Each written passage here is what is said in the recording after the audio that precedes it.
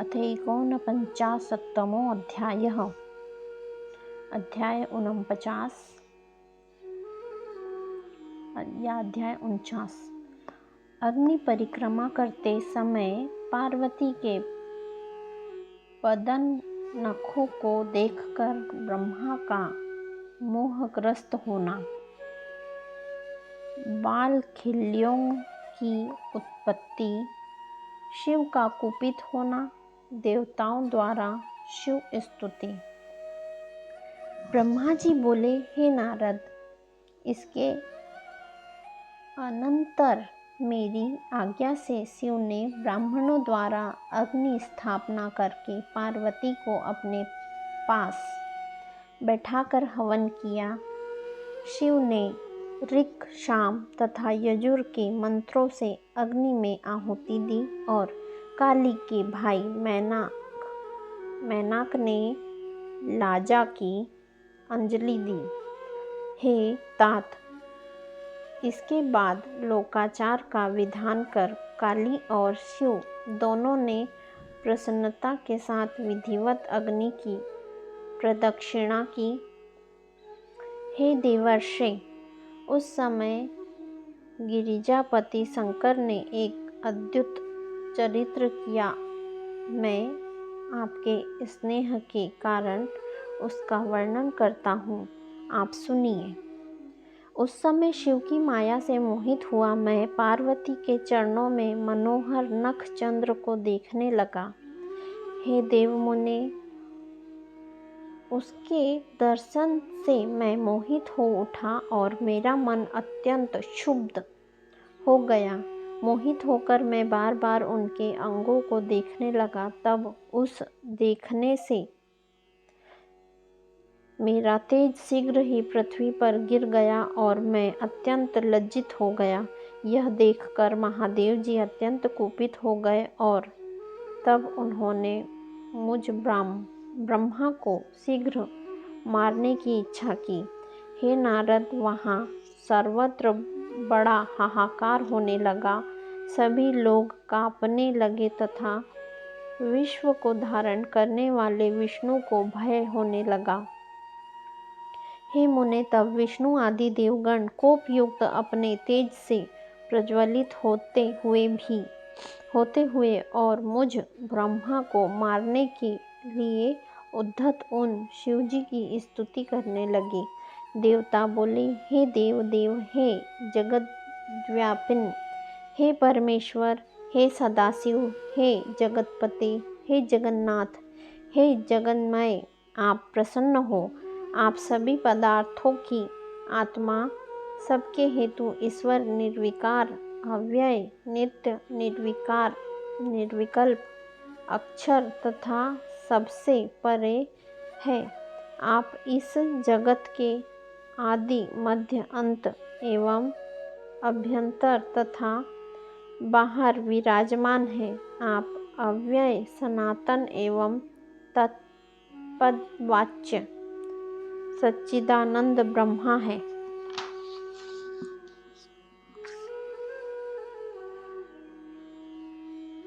मुक्ति की कामना वाले दृढ़ व्रत मुनिजन सब प्रकार से संग का परित्याग कर आपके ही चरण कमल की उपासना करते हैं। आप अमृत स्वरूप, शोक रहित, निर्गुण, श्रेष्ठ, आनंद मात्र, व्यग्रता रहित, निर्विकार, आत्मा से रहित तथा माया से परे पूर्ण ब्रह्मा है। आप संसार की उत्पत्ति, पालन तथा प्रलय के कारण हैं।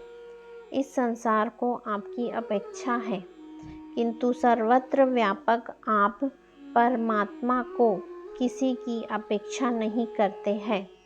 आप एक होते हुए भी सत और असत है, द्वैत एवं अद्वैत है, गढ़े हुए तथा न गढ़े हुए, स्वर्ण में जैसे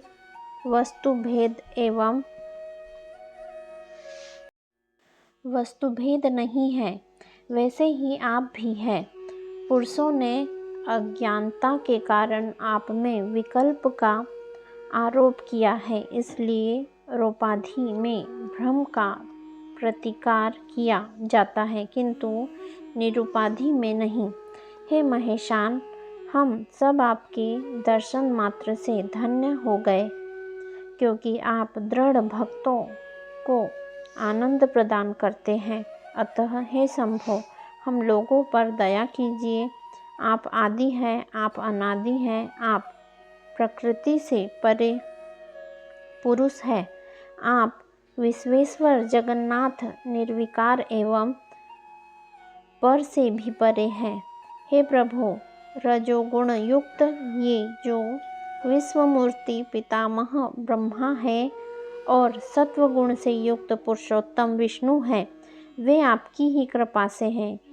कालाग्नि रुद्र तमोगुण से युक्त हैं।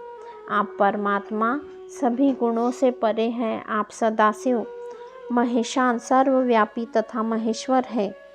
हे विश्वमूर्ति, हे महेश्वर, व्यक्त महातत्व पंचभूत तन्मात्राएं एवं इंद्रियां आपसे ही अधिष्ठित है। हे महादेव, हे परेशान, हे करुणाकर, हे शंकर प्रसन्न होइए।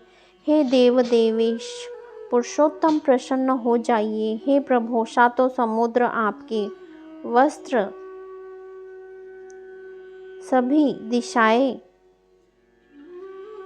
आपकी महाभुजाएं, धूलोक आपका सिर, आकाश नाभि तथा वायु नासिका है।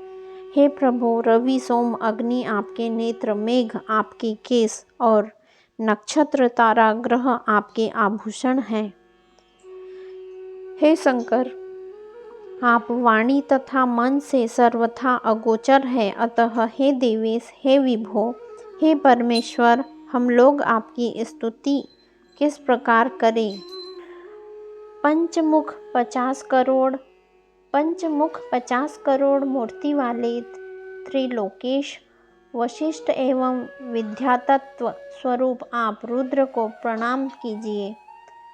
अनिर्देश्य नित्य विद्युज्ज्वाला के समान रूप वाले अग्निवर्ण एवं देवाधिदेव आप शंकर को बार बार नमस्कार है।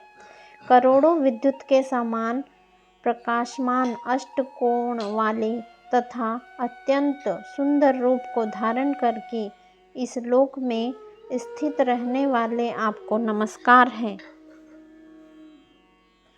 ब्रह्मा जी बोले, उन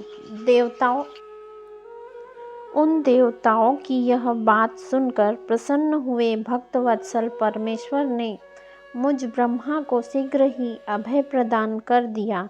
हे तात, उसके बाद विष्णु आदि सभी देवता तथा मुनिगण मंद मंद हंसते हुए परम आनंदित हो उठे। हे तात, मेरे उस रेत से अत्यंत उज्ज्वल बहुत से कण हो गए और अपने तेज से प्रज्वलित उन कणों से बालखिल्य नामक हजारों ऋषि प्रकट हो गए।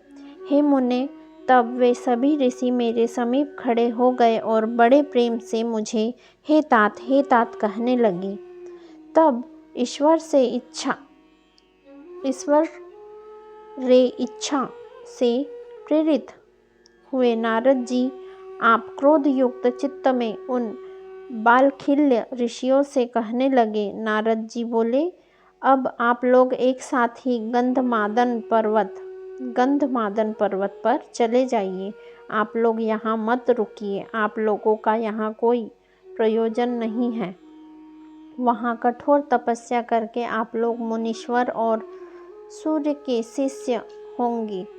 मैंने यह बात शिवजी की आज्ञा से कही है। ब्रह्मा जी बोले, इस प्रकार कहे गए वे बालखिल्य शंकर जी को नमस्कार करके शीघ्र ही गंधमादन पर्वत पर चले गए। हे मुनीश्वर, तब शिवजी के द्वारा प्रेरित विष्णु आदि ने मुझे बहुत समझाया और मैं निर्भय हो गया और फिर सर्वेश्वर शंकर को भक्तवत्सल, संपूर्ण कार्यों को करने वाला तथा दुष्टों के गर्व को नष्ट करने वाला समझकर उनकी स्तुति करने लगा। हे देवदेव, हे करुणा सागर, हे प्रभु, आप ही सब प्रकार से सबके कर्ता भरता तथा हरता है। मैंने यह अच्छी तरह जान लिया है कि जिस प्रकार बलवान बैल नाथने से वश में हो जाता है, उसी प्रकार यह सारा चराचर जगत आपकी इच्छा से स्थित है।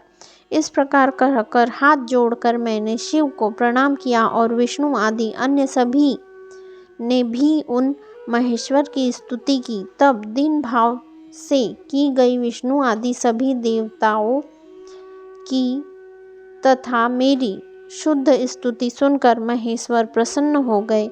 हे मुनि, उन्होंने प्रसन्नचित्त होकर मुझे अतिश्रेष्ठ अभयदान दिया। सभी ने महान सुख प्राप्त किया और मुझे अत्यंत प्रसन्नता हुई। इस प्रकार श्री शिव महापुराण के अंतर्गत द्वितीय रुद्र संहिता के तृतीय पार्वती खंड में ब्रह्मा के मोह का वर्णन नामक 49वां अध्याय पूर्ण हुआ। श्री शिवाय नमस्तुभ्यम। आगे आने वाले अध्यायों की जानकारी के लिए बेल आइकन प्रेस कीजिए तथा चैनल को सब्सक्राइब कीजिए। धन्यवाद। हर हर महादेव।